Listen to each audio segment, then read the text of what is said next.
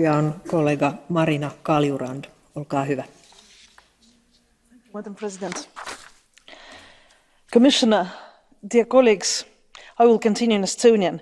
Soopõhine vägivald on ränk põhiõiguste ja vabaduste rikkumine.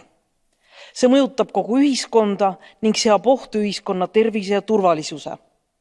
Seda ei tohi taluda vaikides, vaid sellele tuleb vastu hakata. Täna on meil võimalus seda teha Euroopa Liidu tasemel.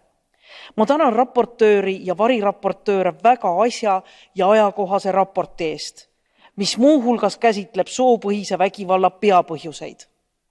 Soopõhine vägivald mõjutab eelkõige naisi ja tütarlapsi, aga ka LGBTI kogukonna liikmeid. Viimast soodustavad patriarhaalsed stereotüüpidel põhinevad soonurmid. COVID-19 pandeemia ajal on suurenenud sooline ebavõrdsus ning sagenenud lähisuhtevägivalla juhtumid.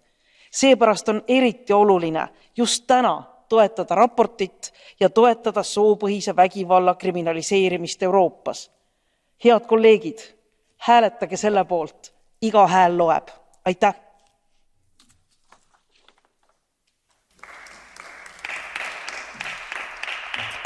Kiitos kollega Kaljurand.